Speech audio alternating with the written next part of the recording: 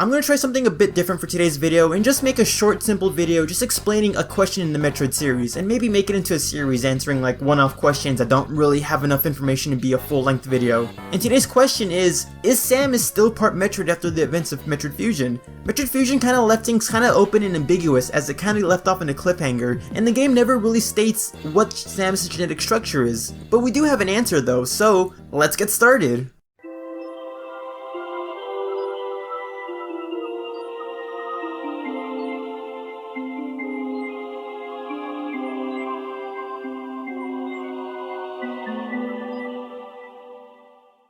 So, is Samus part Metroid after the ending of Metroid Fusion? The answer is no. She's no longer part Metroid after the events of Metroid Fusion. When Samus absorbed the SAX parasite, it restored her DNA, allowing Samus to use the Ice Beam. As we all know, Samus got infected by the X parasite and was injected with the Metroid vaccine, so she can gain the Metroid's immunity to the X infection and remove the parasites within her system. But there was a side effect that gave Samus the Metroid's weakness to extreme cold temperatures. The game makes it very clear that Samus can no longer use the Ice Beam because of the Metroid DNA. So for Samus to use the Ice Beam at the end of the game indicates to us that she no longer has Metroid DNA. Absorbing that X parasite that had her DNA before it was infused with Metroid DNA restored her own DNA. You may make the argument that it's probably the suit that let Samus use the Ice Beam, but if the Varia suit, a suit designed specifically to protect Samus from extreme temperatures, didn't help, and if the Gravity suit, a suit that amplifies the Varia suit's protective range, didn't help, then the suits just don't help. It seems that the suits only protect Samus from external forces, temperatures, and environments. So the suit cannot protect Samus from the Ice Beam since it's charged internally within the suit's mechanisms, and is why she has to resort to using the Ice Missiles, whose frozen payload is activated outside of the suit upon impact. Now of course, I'm not just pulling the idea of the SAX parasite restoring Samus' DNA just out of thin air. Sure, in-game, nothing's really stated because Metroid Fusion kinda left a lot of things ambiguous with its ending, but there's actually an interview with Yoshio Sakamoto, the director of Fusion, as well as the director of many other Metroid games, and the co-creator of the series, answering a bunch of fan-submitted questions. I believe the interview was around like 2004, around the release period of Metroid Zero Mission. Keep in mind though, the questions and answers are in Japanese, and I don't know how to speak Japanese. I've tried using Google Translate, but we all know how inconsistent that is. I got like 3 different translations of varying qualities using Google Translate, so I'm just gonna have to paraphrase and hopefully represent the points as accurately as possible. But to paraphrase, in Metroid Fusion, it seems to have established that Samus cannot use the Ice Beam because she has inherited the nature of the Metroids. But why at the very end of the game is she unconcerned when she regains the Ice Beam? Basically asking, the game establishes that she can't use the Ice Beam, but why can't she use it at the very end of the game? Sakamoto answers with, again paraphrasing, when she absorbed the core of the SAX, the perfect condition of Samus' DNA, it basically reconstituted her own genetic conditions. She didn't recover the physical damage of her amputated suit, but she did recover her genetic condition, meaning that when she absorbed the SAX parasite, it restored her DNA because that SAX parasite had her DNA completely unaltered prior to her mutation. But absorbing that SAX parasite didn't fix up her suit. But there you go, quoted from the director of Metroid Fusion himself, Samus is no longer part Metroid after Metroid Fusion.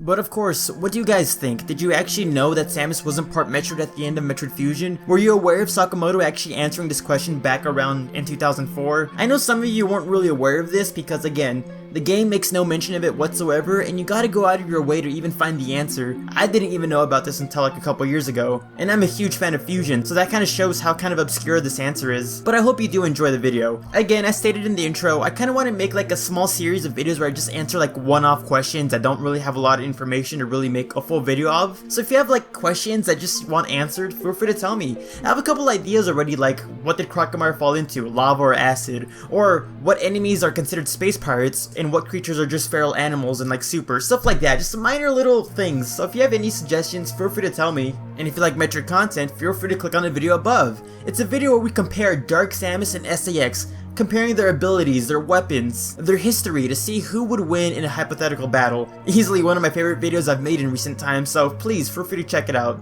With that being said, I'm the Metroid Trainer. Hope you like, favorite, subscribe, and stick around for next time, cause I'll be seeing you later.